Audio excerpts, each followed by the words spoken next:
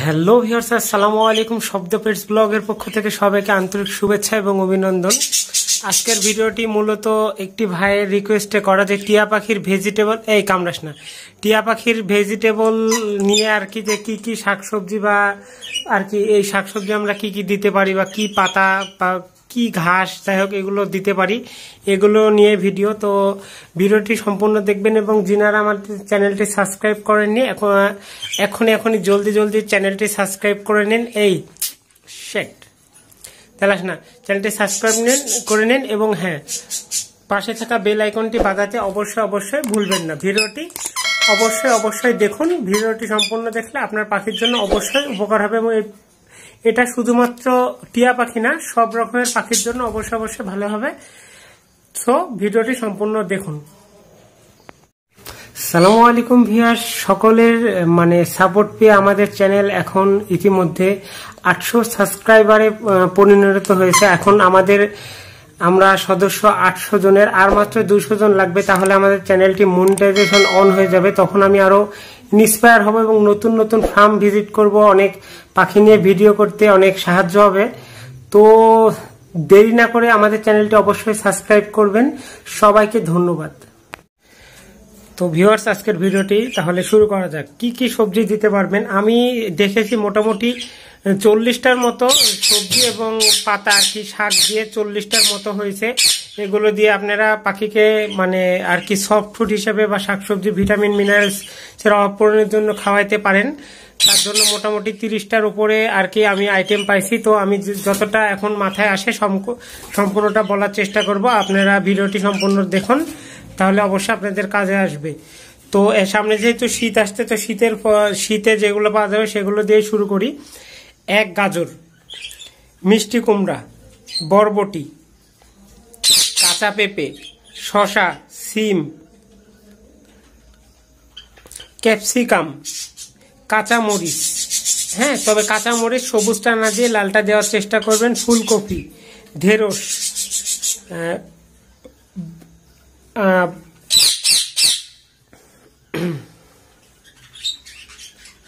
তারপর একটা পাওয়া যায় যেটা বিটস মূল, এটা আমি পাখিকে দিই না, এটা আমি সংগ্রহ করতে পারিনি। কাঁকরোল, সজনের পাতা এবং ডাটা, ব্রোকলি।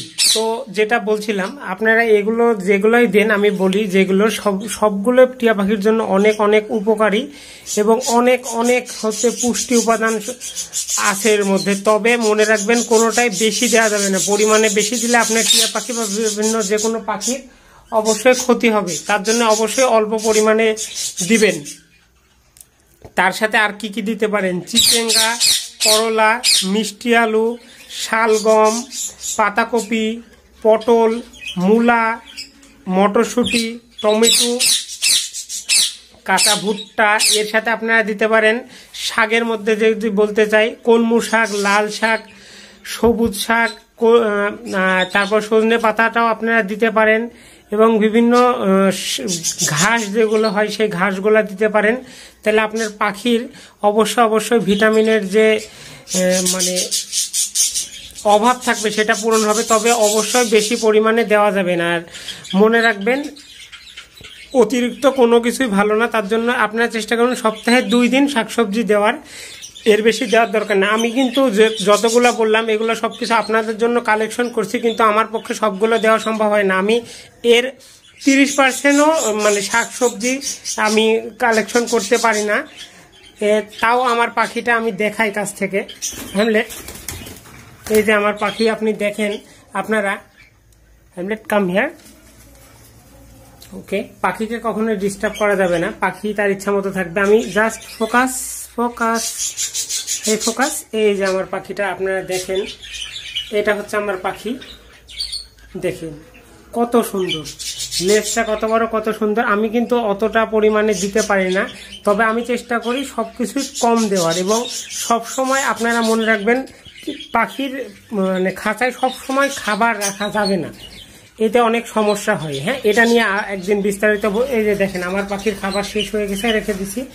এই মারামারি করিস না। এই যে এখানে দেখেন, আমার এই পাখিরও পাত্রে এই তো খাবার নেই, দেখছেন খাবার নেই। ওইখানে ওদেরও খাবার নেই। আমি খাবার দিয়ে যখন কোথাও যাই তখন বেশি খাবার দিই, তা বাদে বেশি খাবার দিই না। তো আশা করি আপনাদের আজকের ভিডিওটা যেই কারণে দেখতে আসছেন সম্পূর্ণ তথ্য পেয়েছেন।